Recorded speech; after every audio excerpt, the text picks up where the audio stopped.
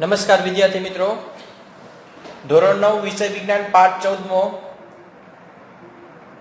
આની પહેલાના લેક્ચરમાં શું ભણ્યા છે છોકરાઓ દરેક વિદ્યાર્થીને ખબર છે. આજના લેક્ચરમાં શું ભણવાનું છે જો તમારી સામે બોર્ડ ઉપર મેં રજૂ કરેલું છે, લખેલું છે કે વાતાવરણમાં ઓક્સિજન. તમને પ્રશ્ન એવો પૂછે કે વાતાવરણમાં મળી આવતા ઓક્સિજનો કયા સ્વરૂપે મળે છે, અથવા તો એમ પૂછે કે વાતાવરણમાં ઓક્સિજનો કયા કયા સ્વરૂપે મળી શકે છે. તો કે વાતાવરણમાં જે ઓક્સિજન જે છે છોકરાઓ એ મુખ્ય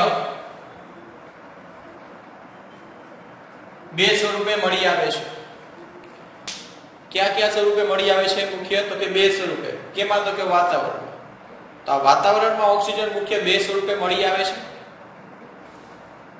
પેલું જે છે એ છે તત્વના સ્વરૂપમાં ઓક્સિજન, ને બીજું જે છે એ છે ઓઝોન સ્વરૂપ. પેલું જે છે ને તત્વ સ્વરૂપમાં ઓક્સિજન મળી આવે છે. કે સામાન્ય રીતે આપણે વાતાવરણમાં જોઈએ તો ઓક્સિજન જે આપણે લઈએ છીએ શ્વસનમાં ઉપયોગી છે, તો એ તત્વ સ્વરૂપમાં કહેવાય છે. ઓઝોન સ્વરૂપે શું છે એ આપણે આના વિશે ભણવાનું છે કે ઓઝોન છે શું, એ આપણને ઉપયોગી કેમ છે એ સ્તર. તો તત્વ સ્વરૂપમાં ઓક્સિજનમાં પહેલો પોઈન્ટ છે કે વાતાવરણમાં ઓક્સિજન તત્વ સ્વરૂપે લગભગ 21% જેવું મળી આવે છે. દરેકને ખબર છે કે આની પહેલા 78% એટલે કે 78% વાતાવરણમાં નાઇટ્રોજન છે. બરાબર છે. દરેકનું ટકાવાર પ્રમાણ મેં તમને કીધેલું હતું કે છોકરાઓ આ યાદ રાખવાનું, અને હોમવર્કમાં આપેલું હતું કે તમારે જાણવાનું. શું કામ કે 6ઠા ધોરણથી આવે છે. તો એ રીતના વાતાવરણમાં જે ઓક્સિજન છે એનું ટકાવાર પ્રમાણ કેટલું છે? તો કે 21%. હવે કયા સ્વરૂપે હોય? તો કે તત્વ સ્વરૂપે હોય છે. તત્વ એટલે શું? મેં તમને બીજા પાઠમાં સમજાવેલું છે. તત્વીય ઓક્સિજન દ્વિપરમાણુય અણુ સ્વરૂપે મળી આવે છે. હવે જુઓ છોકરાઓ, પરમાણુ એટલે શું ને અણુ એટલે શું?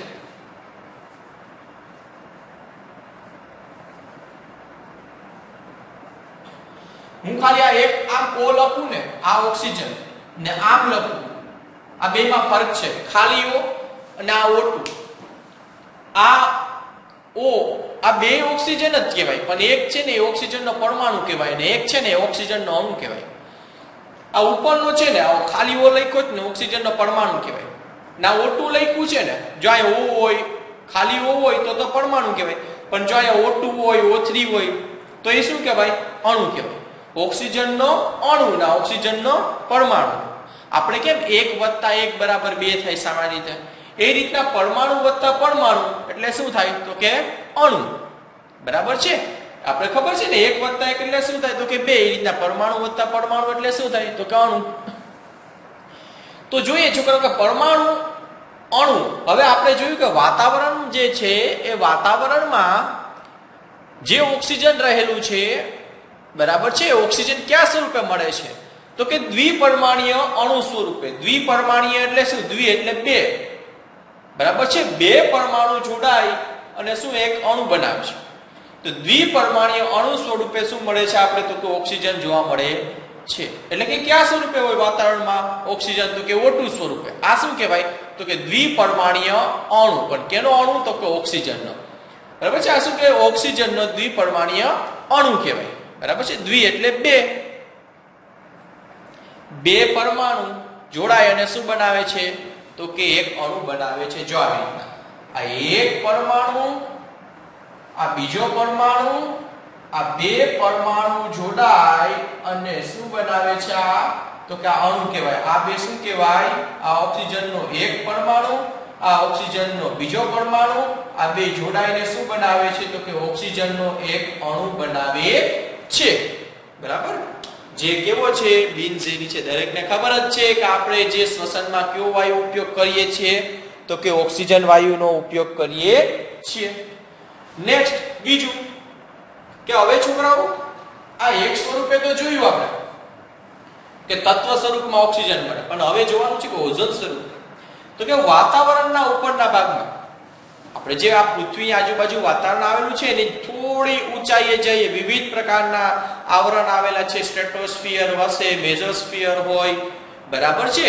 તો વાતાવરણ જે છે એના ઉપરના ભાગમાં ઓક્સિજનના 3 પરમાણુ, આપણા હમણાં કેટલા હતા? અહીંયા 2 હતા. એ રીતના કેટલા? તો કે 1, 2 અને 3 એટલે કેટલા થશે તો કે O3. આ ઓક્સિજનનો એક પરમાણુ, આ બીજો પરમાણુ અને આ ત્રીજો પરમાણુ, આ 3 પરમાણુ જોડાય અને શું બનાવે છે? ઓક્સિજનનો એક અણુ. પણ કેવો છે જોજો, 3 છે. આને O3 ને શું કહેવાય? ઓઝોન કહેવાય. શું કહેવાય? તમને એમ પૂછે કે ભાઈ ઓઝોનનું સૂત્ર જણાવો જોઈએ તો તમારે શું લખવાનું? O3. બરાબર છે. તો આ છે વાતાવરણના ઉપરના ભાગમાં ઓક્સિજનના 3 પરમાણુ વાળા અણુ પણ મળી આવે છે. એટલે કે વાતાવરણમાં તમે ઉપરના ભાગમાં જાઓ ને એટલે ઓક્સિજનના આપણે જો વાતાવરણમાં કયા સ્વરૂપે મળી આવે છે તો કે O2 સ્વરૂપે છે. એ રીતના વાતાવરણના ઉપરના ભાગમાં કયા સ્વરૂપમાં મળી આવે તો કે O3 સ્વરૂપે. O3 શું છે તો કે O3 ને કહેવાય છે ઓઝોન. બરાબર છે. તેમનું સૂત્ર O3 છે જેમને ઓઝોન કહે છે. તમને પૂછે કે ઓઝોનનું સૂત્ર શું છે તો કે ઓઝોનનું સૂત્ર O3 છે. ઓઝોન ક્યાં મળી આવે છે તો કે ઓઝોન વાતાવરણના ઉપરના ભાગમાં મળી આવે છે. તેના વિશેની ડિટેલ આપણે પછી જોશું, પણ અત્યારના પહેલા 2 અને 2 પોઈન્ટ તમારી સામે હું લખું છું. બરાબર છે. આ રીતના લખેલા છે, દરેક વિદ્યાર્થીએ લખી લેવા. ત્યાર પછી હું તમને એક બીજો પોઈન્ટ વિશે સમજાવું છું, પણ તેની પહેલા દરેક વિદ્યાર્થીઓ પહેલા લખી લ્યો.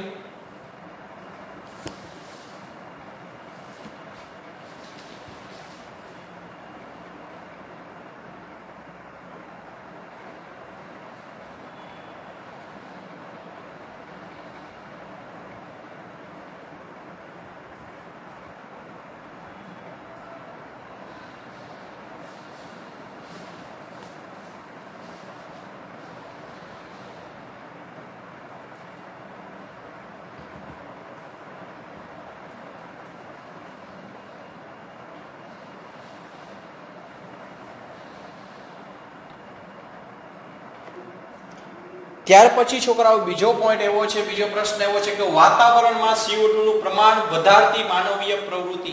અમુક માનવીય પ્રવૃત્તિ એટલે કે માનવ દ્વારા કરવામાં આવતી અમુક પ્રવૃત્તિઓ એવી છે કે જેના લીધે વાતાવરણમાં કેનું પ્રમાણ વધે છે? CO2 એટલે કાર્બન ડાયોક્સાઇડ.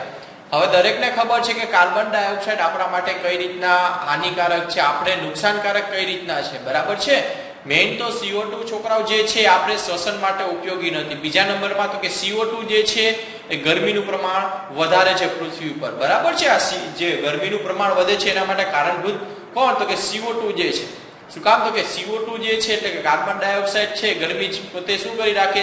જે આજુબાજુના વાતાવરણમાં ગરમી જાળવી રાખે છે. બરાબર છે. તો CO2 જે છે એ વધારતી માનવીય પ્રવૃત્તિ કઈ છે કે માનવ દ્વારા કઈ કઈ એવી પ્રવૃત્તિ કરવામાં આવે કે જેના પરિણામે CO2 નું પ્રમાણ વાતાવરણમાં વધે છે? તો પેલું છે કે જંગલોનું દહન. બરાબર છે. અમુક જંગલો એવા છે કે જો હમણાંના સમયમાં જે એમેઝોનનું જંગલ છે એમાં આગ લાગી હતી તો એ સંપૂર્ણ જંગલનું શું થઈ ગયું છે એટલે કે ત્યાંનો મોસ્ટ ઓફ જે છે અમુક લગભગ 40 થી 45% જે વિસ્તાર જે છે એનો ભાગ જે છે આખા જંગલનો એનું દહન થયું છે, બળી ગયું છે. બરાબર. આપણે સામાન્ય એમ કે એ આખા જંગલોનો નાશ થયો છે, પણ અહીંયા એવો શબ્દ વાપરવાનો કે જંગલોનું દહન. બરાબર છે. ત્યાંના વૃક્ષ, ત્યાં અમુક વૃક્ષો છે એમાં આગ લાગી જેના લીધે શું તો કે ત્યાંના બધા વૃક્ષો જે છે એનું શું થઈ ગયું? દહન. તો તેમાંથી જે ધુમાડો નીકળે છે એ જો જંગલોનું દહન થવાથી વાતાવરણમાં CO2 નું પ્રમાણ શું થાય છે? વધે છે. બરાબર છે. સામાન્ય રીતે આપણે ખબર છે કે ભાઈ કોઈ વાહનો છે, વાહનોનો ધુમાડો છે એમાં CO2 નું પ્રમાણ વધુ હોય છે. તો એ છે CO2 વાહન હાલના સમયમાં વાહનોનો બેફામ ઉપયોગ થાય છે. બરાબર છે. પર પર્સન પોતાનું પર્સનલ છે, પોતાનું સ્કૂટર હોય છે, બાઇક, જેના પરિણામે શું થાય છે તો કે ભાઈ વાતાવરણમાં CO2 વધુ પ્રમાણમાં ઠલવાય છે અને એનું પ્રમાણ ધીમે ધીમે શું થાય છે? વધે છે. બીજું છે જંગલોનો નાશ. જંગલોને જે વૃક્ષ છે એનો નાશ કરવામાં આવે છે. બરાબર છે. તેથી વૃક્ષોની સંખ્યામાં શું થાય છે? ધીમે ધીમે ઘટાડો થાય. વૃક્ષોની સંખ્યામાં ઘટાડો, તમને ખબર છે વૃક્ષ શું કરે તો કે CO2 પોતે લે છે અને ઓક્સિજન વાતાવરણમાં ઠાલવે છે. હવે માની લો કે વૃક્ષનું પ્રમાણ જ ઓછું થઈ ગયું છે, વૃક્ષની સંખ્યામાં જ ઘટાડો થયો છે, તો શું થશે તો કે ભાઈ કાંઈ નહીં થાય. હવે એવું થશે કે ભાઈ વૃક્ષની સંખ્યામાં ઘટાડો થયો તો વાતાવરણમાં CO2 ઓટોમેટિકલી વધશે અને ઓક્સિજનનું પ્રમાણ ઓટોમેટિકલી ઘટશે. બરાબર છે. તમે સમજી શકો છો, દરેકને ખબર છે વનસ્પતિ કયો વાયુ લે છે દિવસ દરમિયાન અને કયો વાયુ આપે છે. નેક્સ્ટ છે શહેરીકરણ, ઔદ્યોગિકરણ. સામાન્ય રીતે જો તમે પહેલાના સમયમાં જોયેલું હશે તો અમુક વિસ્તારો એવા હતા કે જ્યાં ઘટાદાર વૃક્ષો હતા. હવે એ વૃક્ષોનું શું કરી નાખ્યું? ત્યાં છેદન કરી નાખ્યું, એને કાપી નાખ્યા છે. શું કામ તો કે ભાઈ ત્યાં ઉદ્યોગ સ્થાપવા છે, કાં તો કે ત્યાં હવે ધીમે ધીમે વિકાસ આપણે કરવો છે, મીન્સ કે શહેર ધીમે ધીમે તમે જોઈ શકો છો કે પહેલાના સમયમાં અને અત્યારના સમયમાં જે આપણું માની લો કે આપણું જ શહેર લઈએ, આપણો જિલ્લો લઈએ, તો પહેલા કેવું હતું ને અત્યારના કેવું છે. અમુક વિસ્તારોમાં જ્યાં વૃક્ષો હતા ત્યાં શું કરી નાખ્યું, એ લોકોએ વૃક્ષનું છેદન કરી નાખ્યું, ત્યાંથી વૃક્ષોનો નાશ કર્યો. તે જગ્યાએ શું તો કે મોટા મોટા બિલ્ડિંગ બનાવ્યા, મોટી મોટી ઇમારતો બનાવી છે, બરાબર છે, ઉદ્યોગ સ્થાપ્યા છે. તો આ ઉદ્યોગ સ્થાપવા માટે, ઔદ્યોગિકરણ માટે અને શહેરીકરણ માટે શું કરે એ લોકો ભાઈ, સામાન્ય રીતે માનવ શું કરે તો કે ત્યાંથી વૃક્ષનું છેદન કરી નાખે છે. જંગલ હોય તો જંગલોનો નાશ કરે છે. અમુક જગ્યાએ જો હાલના સમયમાં રેલવે ટ્રેક બનાવવા માટે ત્યાં જંગલમાંથી રેલવે ટ્રેક પસાર કરવામાં આવતો, ત્યાં શું કર્યું તો અમુક જંગલનો નાશ કરી નાખ્યો, અમુક વૃક્ષોને કાપી નાખ્યા. શું કામ તો કે ભાઈ ત્યાંથી રેલવે ટ્રેક પસાર કરવો છે, આપણે જે રેલવેના જે પાટા છે એ પસાર કરવા છે, બરાબર છે. અમુક જગ્યાએ શું કરશે તો ભાઈ અમુક મોટી મોટી ઇમારતો બનાવી છે, ઉદ્યોગ સ્થાપવા છે, તો ત્યાં રહેલા વૃક્ષોનો નાશ કરે. તો આ એક માનવીય પ્રવૃત્તિ થઈ. તો આવી બધી રીતના જે છે વાતાવરણમાં CO2 વધુ ને વધુ ઠલવાય છે. આવી પ્રવૃત્તિના પરિણામે શું થાય છે ભાઈ, તો કે ભાઈ વાતાવરણમાં CO2 વધુ પડતો ઠલવાય છે, જે માનવને જ કેવો છે તો કે નુકસાનકારક છે, હાનિકારક છે. તમારી સામે છોકરાઓ 2 મિનિટ રાખું છું, દરેક વિદ્યાર્થીઓ લખી લેજો, બરાબર છે.